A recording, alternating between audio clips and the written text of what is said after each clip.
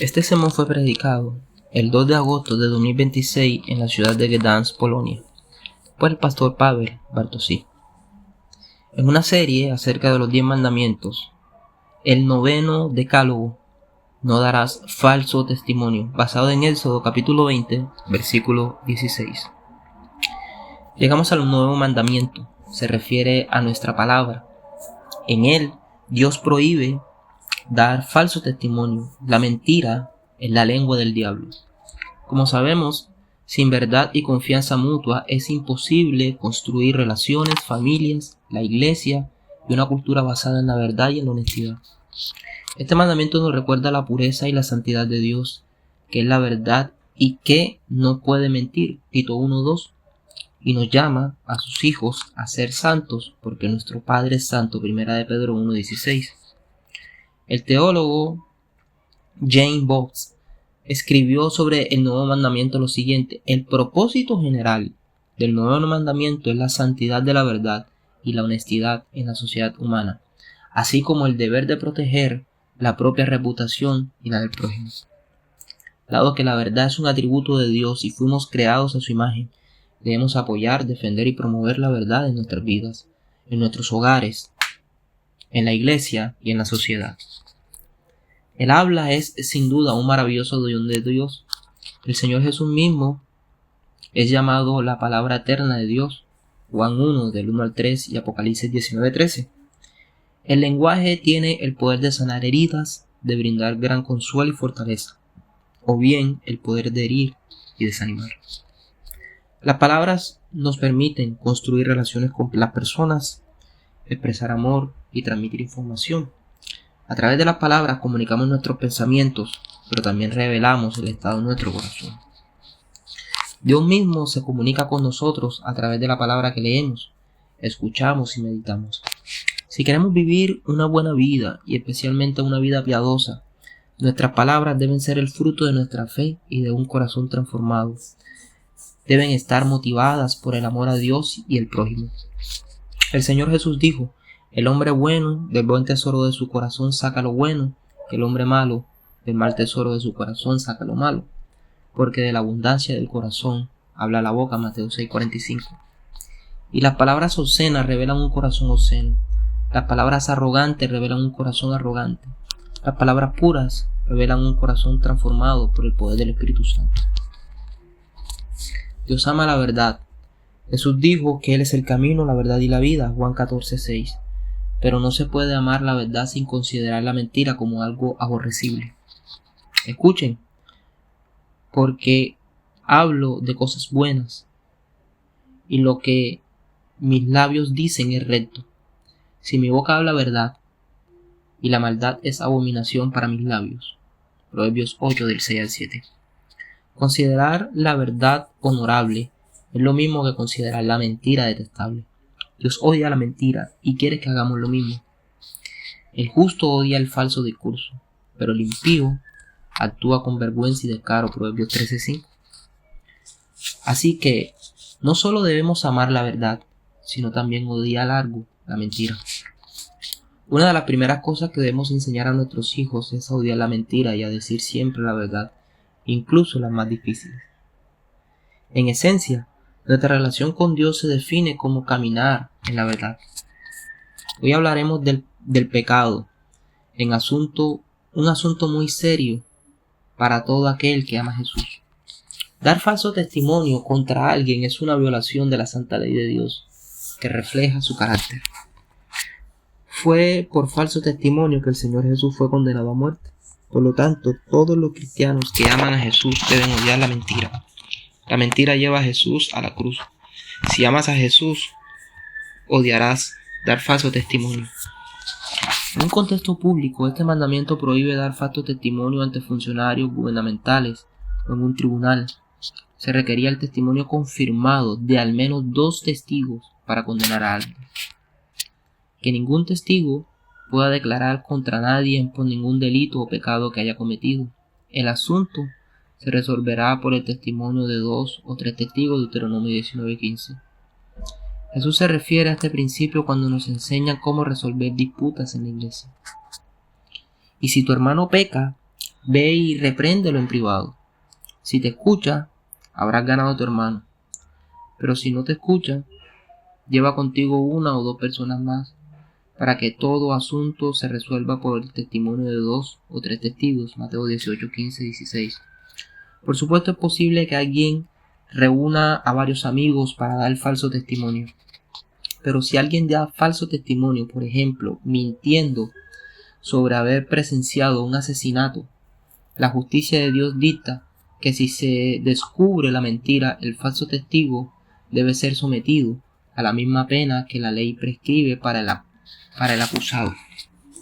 Por lo tanto, este no era un asunto trivial. Deuteronomio 19, del 18 al 20. Si alguien testificaba falsamente que su prójimo había cometido asesinato, delito que la ley divina castigaba con la pena de muerte, y si posteriormente se descubría el falso testimonio, el testigo falso debía sufrir la pena capital. Esto demostraba la gravedad del pecado. El falso testimonio era un ataque contra el prójimo y por ende contra la bendición de vivir en paz con los vecinos. Era el único delito castigado con la muerte, no por asesinato consumado, sino por intento de asesinato, es decir, falso testimonio contra otra persona. Por consiguiente, el asunto era muy grave. Por lo tanto, el testimonio de 2 testigos no era prueba concluyente, pero era imprudente ignorarlo. Por ejemplo, si un hombre trabajaba en 3 lugares diferentes y se presentaban denuncias por acoso sexual en cada uno de ellos, esto no era prueba definitiva de su culpabilidad, pero es crucial si se quiere tomar alguna decisión respecto a esa persona. Si a alguien le importa la verdad, no se apresurará a hacer acusaciones precipitadas, y sería una insensatez ignorar los testigos y las declaraciones independientes de diversas personas. Hoy en día mucha gente hace acusaciones audaces contra otros, exparejas, figuras públicas, iglesias que abandonaron. Cuando alguien acusa públicamente a otra persona y se presenta como víctima, los comentarios inundan inmediatamente la pantalla. ¡Qué injusticia! Lo siento mucho. ¿Cómo lo soportaste? ¿Cómo aguantaste a una persona tan tóxica? Pobrecito. Pero si les preguntaras a quienes emiten veredictos tan categóricos en privado, si tuvieras que dictar sentencia públicamente sobre este caso hoy como juez, ¿estarías dispuesto a emitir un veredicto de culpabilidad ahora mismo, basándote en una sola publicación que has leído? Después del testimonio de una sola persona, entonces quedaría claro que esa audacia ya no existiría. Por lo tanto, a veces es prudente guardar silencio y abstenerse de juzgar precipitadamente o investigar el asunto con honestidad, si te importa formarte una opinión. Los falsos testigos a menudo alardean de su simpatía, pero lo hacen sin importarles la verdad. Les interesa ser el centro de atención y mostrarse solidarios, generalmente para su propio beneficio y para recibir adulación. En los Hechos de los Apóstoles leemos las palabras del apóstol Pablo. Le respondí: no es costumbre entre los romanos entregar a nadie a misericordia hasta que el acusado haya compadecido ante sus acusadores y haya tenido la oportunidad de defenderse de las acusaciones. Hechos 25:16. ¿Cómo fue condenado y ejecutado nuestro Señor? De esta manera. Pero los sumos sacerdotes y todo el concilio buscaban falso testimonio contra Jesús para condenarlo a muerte, pero no hallaron ninguno, aunque se presentaron muchos falsos testigos. Mateo 26, del 59 al 60. Pues muchos falsificaron falsamente contra él, pero sus testimonios no condenaban. Algunos se levantaron y testificaron falsamente contra él diciendo: le oímos decir, destruiré este templo hecho por manos humanas en 3 días, edificaré otro, no hecho por manos humanas, pero aún así su testimonio no coincidía. Mateo 14, del 56 al 59. Las mismas tácticas impías se emplearon contra Esteban, el primer mártir de la iglesia. Presentaron falsos testigos que dijeron: este hombre no deja de proferir blasfemias contra el lugar santo y contra la ley, Hechos 6:3. Entonces lo apedrearon, asesinándolo así por falso testimonio. El consejo es sencillo: si sabes que alguien miente, corta todo contacto con esa persona. No te relaciones con mentirosos, falsos acusadores y falsos testigos. El padre de la mentira es el diablo. No tengas nada que ver con ellos. Engañar a otras personas es un acto de honestidad y hostilidad. El que da falso testimonio contra su prójimo es como un garrote, una espada y una flecha afilada. Proverbios 25:18. El salmista dice: se han levantado contra mí falsos testigos y agitadores. Salmo 27:12. El falso testimonio es un acto de violación dirigido contra alguien con quien se debería estar en paz. Si mientes a alguien, le estás diciendo: eres mi enemigo, la verdad no es tuya, te engañaré con engaños y mentiras, como si fueran mi enemigo. Dios aborrece el pecado de falso testimonio. 6 cosas aborrece Jehová, y 7 le son abominables: ojos altivos, lengua mentirosa, manos que derraman sangre inocente, corazón que maquina planes malvados, pies que corren el mal, falso testimonio y siembran discordia entre hermanos. Proverbios 6 del 16 al 19. Los labios mentirosos son abominación para Jehová, pero los que andan con honestidad son su deleite. Proverbios 12:22. Dado que Dios aborrece la mentira, nosotros también debemos aborrecerla. El salmista dice: por lo tanto, considero recto todos sus estatutos. Aborrezco todo camino de mentira. Salmo 119:128. Odio y aborrezco la mentira, pero amo tu ley. Salmo 119, versículo 163. La gente miente porque hay una demanda, un mercado para ello. Una cultura sin Dios, la mentira se considera una estrategia astuta para obtener ganancia, pero ningún creyente debería formar parte de este sistema. Por ejemplo, los vendedores podrían mentir sobre sus pesos y medidas, engañando así a quienes desean comprarles. El dueño de casas o autos podría engañar a los clientes para obtener un precio más alto. La gente miente a sus empleadores, a sus cónyuges, padres, hermanos en la iglesia. Quienes mienten destruyen su buen nombre y honor. Debemos aborrecer la mentira, incluso si se vuelve común, ya sea en la política o en los negocios. No llamemos a la mentira astucia ni sabiduría. No nos volvamos como Satanás, el padre de la mentira, sino como Dios, que ama la verdad, y Él es la verdad. La mentira es la lengua materna de los no regenerados. Porque del corazón proceden los malos pensamientos, los homicidios, los adulterios, la fornicación, los robos, los falsos testimonios, la blasfemia. Mateo 15:19. Dios no solo prohíbe decir mentiras, sino también difundirlas. No difundas noticias falsas. No apoyes a los culpables testificando a favor de los impíos. Éxodo 23:1.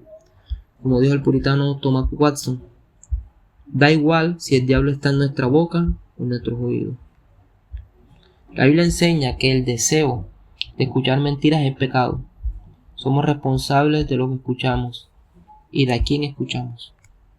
Porque vendrá el tiempo en que no soportarán la sana doctrina, sino que conforme a sus propios deseos se rodearán de maestros que les halaguen los oídos. 2 Timoteo 4:3.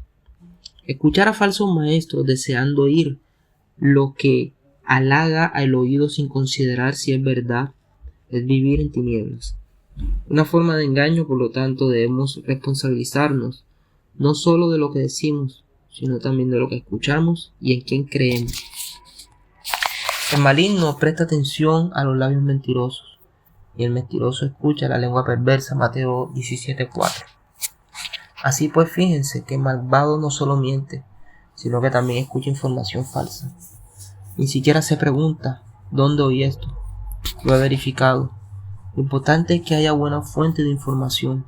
Por ejemplo, la calumnia de alguien contra quien tengo prejuicios. Las palabras de un calumniador son como un manjar y fluyen suavemente, hasta lo más profundo de las extrañas. Proverbios 28:8. Quizás no te moleste el chisme, pero tal vez tengas esa amabilidad especial, esa apertura que atrae a los calumniadores. Al escuchar chismes sobre alguien, podrías responder, por ejemplo: siento mucho que tu esposo te haya dicho eso. Mi esposo lo llamará esta noche. No sé por qué los ancianos de la iglesia decidieron hacer esto. Vamos a preguntarles. ¿Te ofendió? Vamos a hablar con ella. Rodearse en el chisme es tan malo como difundirlo. En muchas novelas hay un villano que no solo comete maldades, sino que también siembra veneno, es decir, palabras, halagos, mentiras, y difunde chismes contra los buenos personajes. A manera de conclusión, 1. Cuando decimos que Dios odia la mentira, nos referimos a algo más que simplemente tener una opinión al respecto. Su actitud hacia la mentira resultará en acción contra los mentirosos. El testigo falso no quedará impune, y el que habla mentiras perecerá. Proverbios 19:9. ¿Dónde se manifiesta este odio divino hacia la mentira? En 2 lugares. O en la cruz de Cristo, donde el Padre dirigió su ira contra su Hijo a causa de la mentira y la calumnia, o bien Dios arrojará toda la mentira al lago de fuego junto con quien lo practica y no se arrepiente. Pero los cobardes, los incrédulos, los impuros, los asesinos, los fornicarios, los hechiceros, los idólatras y todos los mentirosos tendrán su parte en el lago que arde fuego con azufre. Y esta es la segunda muerte, Apocalipsis 21:8. Dios todo lo oye, todo lo ve y todo lo revelará. Un mentiroso no escapará del castigo. Cuando Pedro negó a Cristo, ¿qué hizo? ¿Mintió? ¿Sufrió Jesús castigo por esto? Absolutamente. 1 de Pedro 1:19-9 y 1:19. Pero Pedro se arrepintió y confesó su pecado y le fue perdonado. 2. ¿Cómo cuidar tu boca y tus oídos? Comienza por lo obvio. Si has mentido a alguien, le estás mintiendo aún. No lo has admitido. Hazlo cuanto antes. Confiesa tu pecado. Hijos, ¿les has mentido a sus padres? Si es así, confiésalo y pidan perdón. Esposas, ¿les han mentido a sus maridos? Por ejemplo, sobre sus gastos. Maridos, ¿les han mentido a sus esposas sobre su fidelidad? Cristianos, ¿les han mentido a sus hermanos, los ancianos de la iglesia, para lograr algún objetivo? Mentir es un pecado que debe confesarse. Tómate un momento hoy para reflexionar sobre lo que dices a los demás. Repite lo que has dicho, aunque no estés seguro de que sea verdad. En tu afán de éxito, quizás siembras sutilmente prejuicios en los demás. Otros, siente curiosidad por escuchar los chismes de tus padres, hermanos, amigos y líderes de la iglesia. No te dejes influenciar por esas cosas a menos que alguien te pida ayuda para hablar con ellos. Efesios 4:25 dice: por lo tanto, dejando a un lado la mentira, hablen la verdad, cada uno con su prójimo, porque somos miembros los unos de los otros. Amemos la verdad y hablemos la verdad, porque Jesús es la verdad. Busquemos la verdad, nunca seamos indiferentes a buscarla, porque Dios revelará la verdad sobre sí mismo y sobre nosotros. Seamos personas de verdad, no dejemos falsos testimonios, no nos complazcamos en oír falsos testimonios, no creemos falsos testimonios. Arrepintámonos de estos pecados si los hemos cometido. Jesús murió por este pecado, conoce nuestros corazones y perdona con alegría a todo aquel que con fe y sinceridad se acerca a Él. Amén.